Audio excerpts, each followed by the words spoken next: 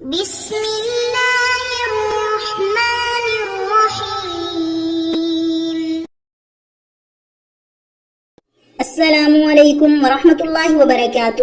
امید ہے کہ آپ سب ایمان، صحت، عافیت اور برکت کے ساتھ ہوں گے۔ آج ہم سبق نمبر 30 کو پڑھیں گے، جس کا عنوان ہے منادہ کا بیان، جو کہ معرفہ کی آخری قسم ہے۔ تو سب سے پہلے عبارت اور ترجمہ، اس کے بعد انشاءاللہ تفصیل پڑھیں گے۔ وَأَمَّا الْمُنَادَى فَيُؤْتَى بِهِ إِذَا لَمْ يُعْرَفْ لِلْمُخَاطَبِ عُنْوَانٌ خَاصٌ نَحْوُ يَا رَجُلُ يَا فَتَى، وَقَدْ يُؤْتَى بِهِ لِلْإِشَارَةِ إِلَى عِلَّةِ مَا يُطْلَبُ مِنْهُ نَحْوُ يَا غُلَامُ أحضر الطعام ويا خادم أسرج الفرس، أو لغرض يمكن اعتباره ها هنا مما ذكر في النداء.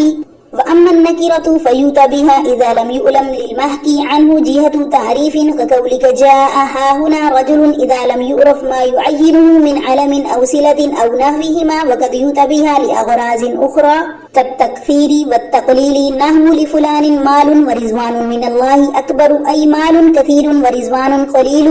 والتعظيم والتحقير، نحو له حاجب عن كل أمر يشينه وليس له عن طالب العرف حاجب. والعموم بعد النفي، نحو ما جاءنا من بشير، فإن النكرة في سياق النفي تؤم وقصد فرد معين أو نوع، كذلك نحو والله خلق كل دابة من ماء. وإخفاء الأمر، نحو قال رجل إنك إن حرفت عن الصواب تخفي اسمه حتى لا يلحقه أذى.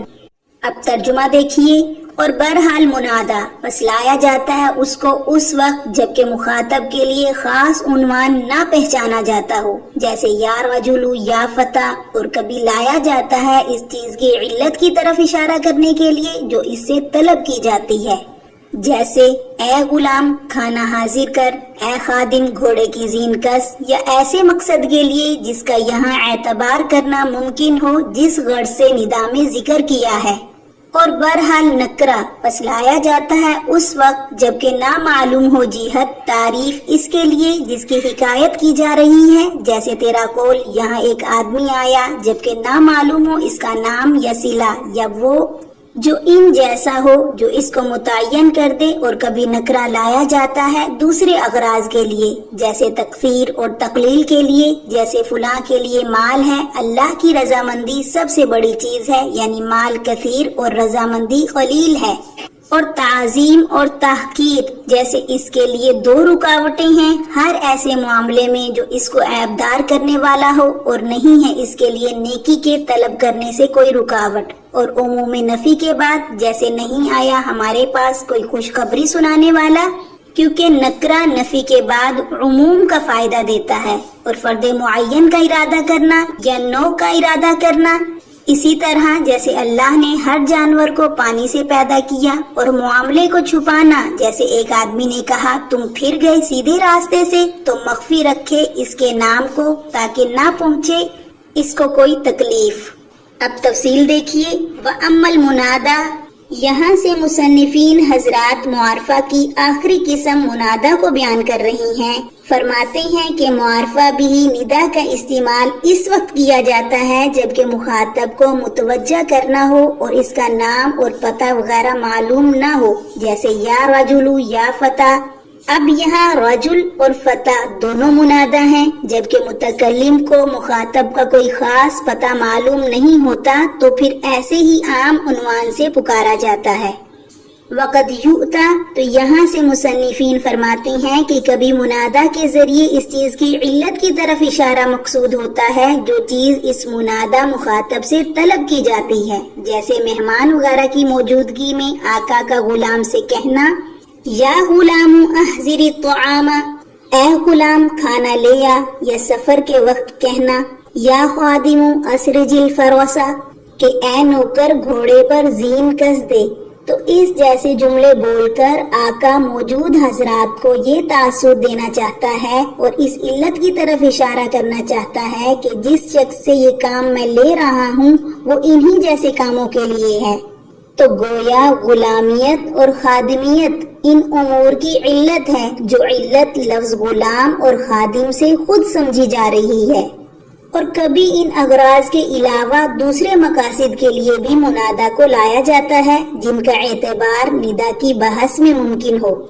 آگے فرمایا وَأَمَّا النَّكِرَةُ، تو معارفہ کے بیان سے فارغ ہونے کے بعد اب مصنفین نکرہ کا بیان فرما رہے ہیں کہ نکرہ کا استعمال اس وقت کیا جاتا ہے جبکہ محکی عنہ یعنی مسند الیہ کے بارے میں کوئی بھی تعریف کی جہت معلوم نہ ہو، جیسے کسی آدمی کو خبر دیتے ہوئے کہنا جاء ہاہنا رجل، تو یہاں ایک شخص آیا۔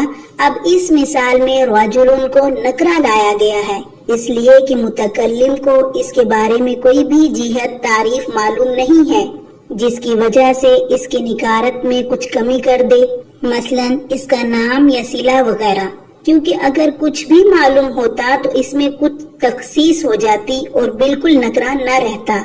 مثلا اگر متکلم کو اس کے بارے میں معلوم ہوتا تو وہ کہتا جاء زید ہاہنا، یعنی نام کے ساتھ اس میں تخصیص آ جاتی اور پھر وہ نکرہ نہ رہتا۔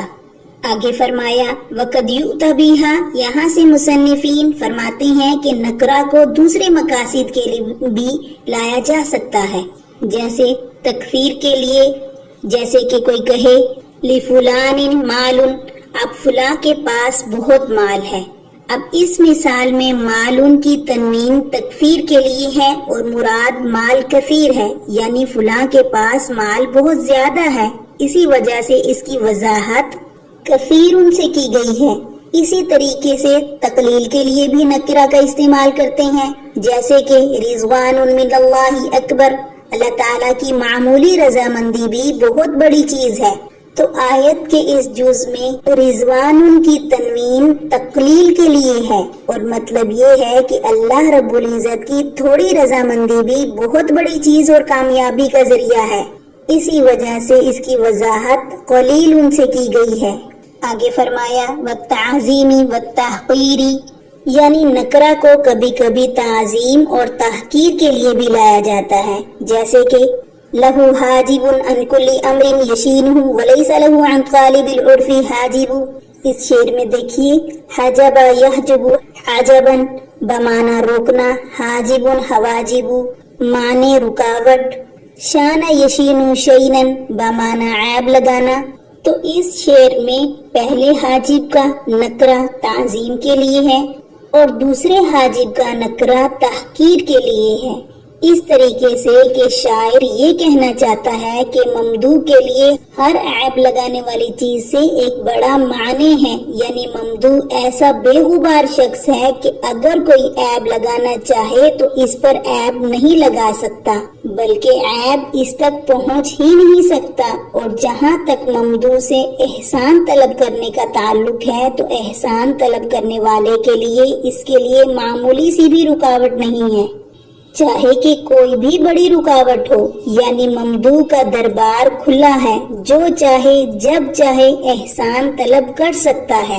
والعمومی بعد النفیہ، یہاں سے مصنفین فرماتے ہیں کہ کبھی نکرہ نفی کے بعد واقعہ ہوتا ہے تو ایسی صورت میں عموم کا فائدہ دیتا ہے، یعنی ہر فرد سے نفی ہو جاتی ہے، جیسے ما جاءنا من بشیر، تو اس آیت میں بشیر ہی محل استشہاد ہے جو نکرہ کے بعد واقعہ ہوا ہے، جس کی وجہ سے بشیر کے ہر فرد سے نفی ہو رہی ہے، یعنی کوئی بھی فرد بشارت دینے والا نہیں آیا ہے۔ وقصد فرد معین، یعنی کبھی کبھار نکرہ اس لیے لاتے ہیں تاکہ فرد معین اور نوع معین پر دلالت کرے، یعنی کبھی تو اس نکرہ سے وحدت شخصیہ مراد ہوتی ہے اور کبھی وحدت نوعیہ، جیسے باری تعالیٰ کا قول ہے واللہ خلق کل دابۃ من ماء، یعنی اللہ تعالیٰ نے ہر چلنے والے جاندار کو پانی سے پیدا کیا ہے۔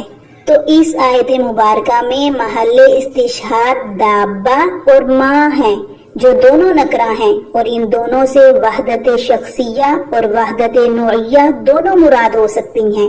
اگر وحدت شخصیہ یعنی فرد معین مراد لیا جائے تو مطلب یہ ہوگا کہ اللہ تعالیٰ نے ایک شخص کو ایک شخص سے پیدا کیا، یعنی اس کے باپ کے نطفے سے، اور اگر وحدت نوعیہ یعنی نوع مراد لیا جائے یعنی نوع معین مراد لیا جائے تو مطلب یہ ہوگا کہ ایک نوع کو نطفے کی ایک خاص نوع سے پیدا کیا جو اس نوع کے ساتھ خاص ہے، یعنی انسان کو انسان کے نطفے سے، گھوڑے کو گھوڑے کے نطفے سے، بکری کو بکرے کے نطفے سے وغیرہ۔ ایسا نہیں کہ کسی انسان کو گھوڑے کے نطفے سے پیدا کر دیا ہو۔ وَإِخْفَاءِ الْأَمْرِ، یہاں پر مصنفین فرماتے ہیں کہ کبھی نکرہ لانے کا مقصد یہ ہوتا ہے کہ بات دوسروں سے مخفی رہے تاکہ کوئی اس سے واقف نہ ہو سکے، جیسے قَالَ رَجُلٌ إِنَّكَ إِنْ حَرَفْتَ عَنِ الصَّوَابِ، یعنی ایک شخص نے کہا تم راہ راست سے ہٹ گئی۔ اب اس مثال میں رجل محل استشہاد ہے اور اس کو نکرہ اس لیے لایا گیا ہے تاکہ دوسرے لوگ اس کے نام سے آگاہ نہ ہو سکیں، اس لیے کہ اگر آگاہ ہو جائیں تو ممکن ہے کہ کوئی شخص اس کو تکلیف پہنچا دے۔ آج ہماری معارفہ کی 7 اقسام مکمل ہو چکی ہیں اور ان 7 اقسام سے متعلق کچھ سوالات ہیں، وہ نوٹ فرما لیجئے تاکہ آپ کو یہ 7 اقسام اچھی طرح سے ازبر ہو جائیں۔ سوال نمبر 1، معارفہ کی تعریف کریں۔ سوال نمبر 2، علم کے فوائد کیا ہیں؟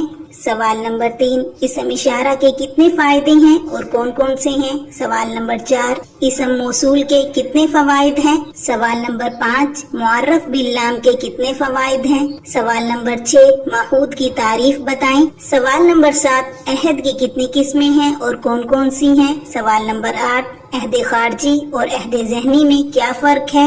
سوال نمبر 9، اضافت کے کتنے فوائد ہیں؟ سوال نمبر 10، نکرہ کی تعریف کریں، اس کے کتنے فائدے ہیں اور کون کون سے ہیں؟ سوال نمبر 11، تقلیل اور تحقیر میں کیا فرق ہے؟ سوال نمبر 12، تکفیر اور تعظیم میں کیا فرق ہے؟ جزاکم اللہ خیرہ۔